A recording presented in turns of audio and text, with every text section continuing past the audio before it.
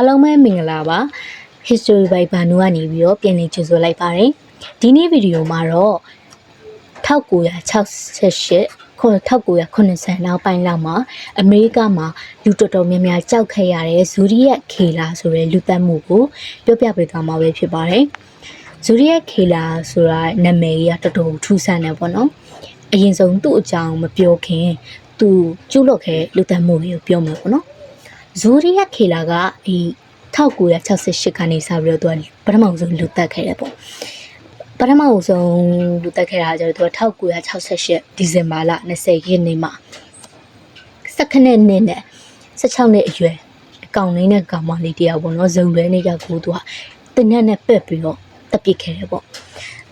ပထမဆုံးမင်းကလေးကိုကျတော့သူကခါးဖို့အလိုတင်းနဲ့ပက်တယ်ပြီးတော့နောက်ကောင်လေးကိုကျတော့သူကခေါင်းကိုပက်တယ်ပေါ့အဲ့ဒီအမှုကကျတော့ဇူရီယက်ကပထမဦးဆုံးလူသတ်မှုဖြစ်တယ်နောက်တစ်နှစ်မှာကျတော့သူနောက်တစ်ခုကိုကျူးလွန်တယ်ပေါ့1969ဇူလိုင်လ4ရက်နေ့မှာနောက်ထပ် victim နှစ်ယောက်ပေါ့နော်ကောင်လေးနဲ့ကောင်မလေးပဲဂျုံသွဲပဲပေါ့သူကတင်းနဲ့ပက်တယ်နော်တင်းနဲ့ပက်တော့အမတည်သွားတယ်ပေါ့သူတို့က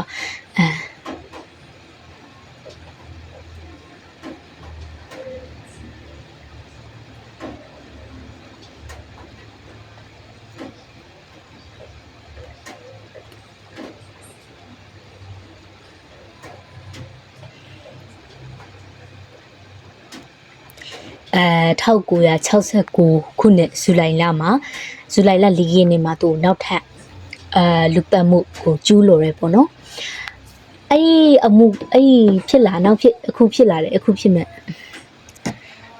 သူ1968ပြီးပြီဆိုရင်သူကနောက်တစ်နှစ်လောက်ကြာမှာပေါ့နော်သူနောက်ထပ်အမှုကိုကျူးလွန်ရဲ1969ခုနှစ်ဇူလိုင်လ4ရက်နေ့မှာဇုံနဲ့တွဲကိုပဲသူကအဲ့ကျူးလွန်ရဲပေါ့နော်သူက22နှစ်ရွယ်ကောင်လေးနဲ့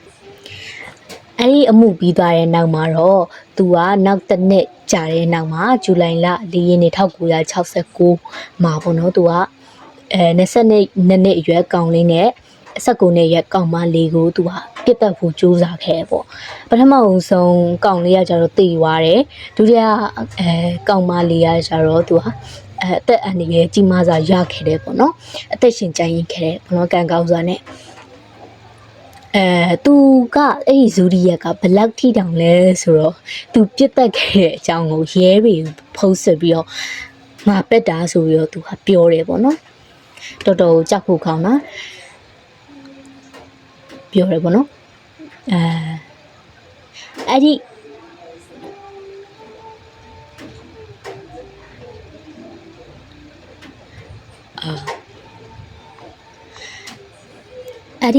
ဇူလိုင်လပြီးရနေပေါ့နော်1969ခုနှစ်မှာပဲနှစ်လကြာတဲ့အချိန်မှာပေါ့နော်စက်တင်ဘာလ29ရက်နေ့မှာနောက်ထပ်ဆုံတွဲကိုသူနောက်ထပ်ပြစ်တက်ခဲ့ဖို့ကြိုးစားရဲပေါ့နော်အဲ့ဒီအခါမှာကျတော့သူပြစ်တက်ခဲ့တဲ့အခါမှာသူကပစ်နစ်ထွက်နေရပေါ့နော်အဲ့ဒီဇုံနဲ့တွဲပစ်နစ်ထွက်နေရဲ့အဲ့မှာသူက mask ကိုအပြုတ်ပေါ်ထားတယ်အခုပြထားပုံနဲ့အလိုသူ့ရဲ့အလယ်မှာဒီလို cross circle အဲ့ circle ထဲမှာ cross sign ပါတဲ့ဟာလေးပေါ့နော်အဲ့ဟာပါတဲ့ဟာနဲ့ပေါ့နော်သူကအဲ့ဒီပြစ်တက်ဖို့ကြိုးစားရပေါ့နော်အခုကကျတော့အသက်20အရွယ်နဲ့အသက်22နှစ်အရွယ်ကောင်လေးနဲ့ကောင်မလေးပြစ်တက်ဖို့ကြိုးစားခဲ့ရပေါ့နော်ဒါပေမဲ့သူမအောင်မြင်ခဲ့ဘူးကောင်လေးကကျတော့အသက်ရှင်ကျန်ရင်ခဲ့တယ်ကောင်မလေးကကျတော့နောက်ပိုင်းတည်ဆုံးသွားခဲ့ရပေါ့သူကအခုကဓာတ်နဲ့ထိုးတာအခုအမှုပါပေါ့နော်တတိယမြောက်မှုကဓာတ်နဲ့ယူထိုးတာပေါ့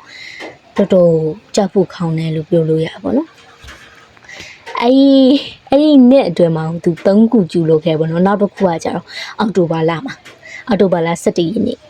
1969ခုနှစ်မှာပဲသူကတက်ဆီမောင်းတဲ့လူ29လေးကတက်ဆီမောင်းတဲ့လူပေါ့နော်အဲ့ဒီလူကိုသူကခီးစဉ်ဘယ်လိုရမလဲသူကတက်ဆီလာစီးရပေါ့တက်ဆီလာစီးရပြီးတော့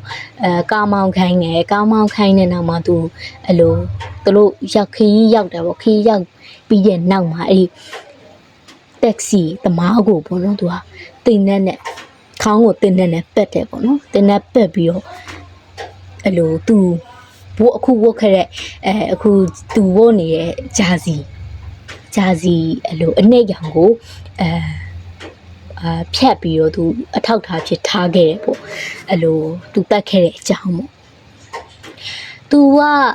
အဲ့ဒီဟာတွေမဟုတ်ဘူးပေါ့နော်အဲ့လိုထားခဲ့ပြီးတော့အဲ့လောက်ထိအသက်ရဲတာတွေမဟုတ်ဘူးပေါ့နော်သူကအဲ့လိုရဲတွေကိုလည်းအဲ့လိုစာတွေချင်းချောက်စာတွေပို့တယ်အဲ့လိုကုတ်စာတွေပို့တယ်ပြီးတော့သူ့ရဲ့ logo အဲ့လိုစက်ဝိုင်းလေးထဲမှာအဲ့လို cross ပါတဲ့ဟာတွေပို့တယ်အဲ့လို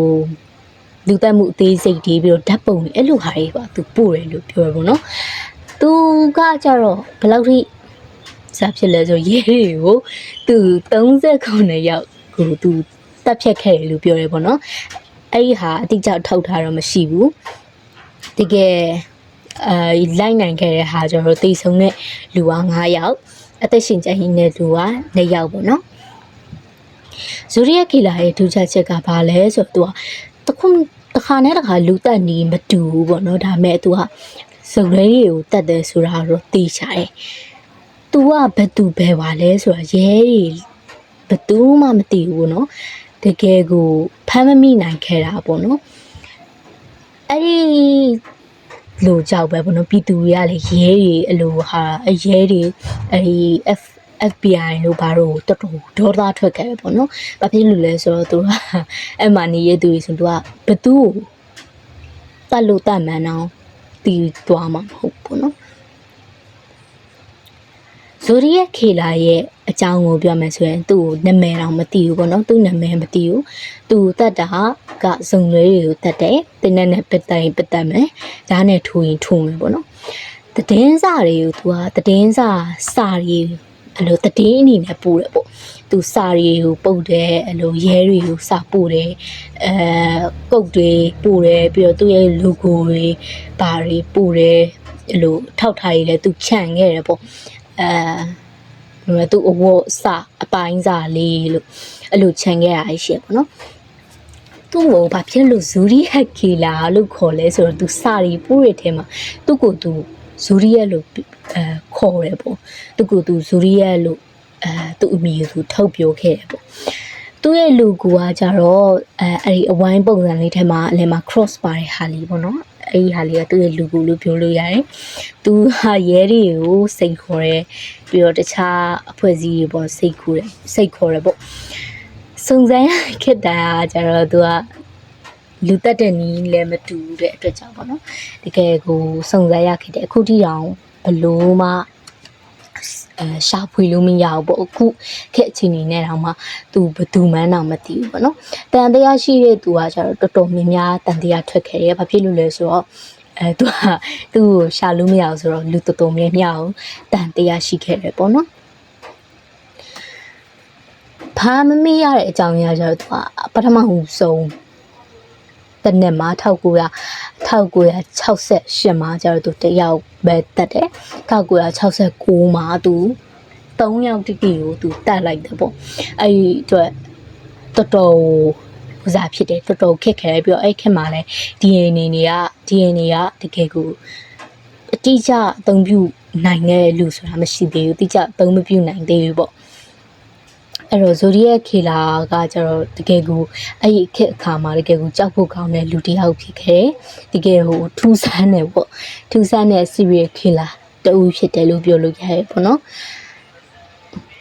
အခုကြည့်နေတဲ့သူတွေကတော့ဇိုရီယက်ခေလာတကယ်ကိုကြောက်စရာကောင်းတယ်လို့ထင်လားသူကအဲ့လိုလူတစ်ယောက်ထဲပဲတတ်တယ်လို့ထင်လားအေးသူအမှုတွေကိုလူတစ်ယောက်ထဲတတ်တယ်လို့ပဲထင်လားရေးရပဲတုံးနေရလားဒါမှမဟုတ် तू ကပဲ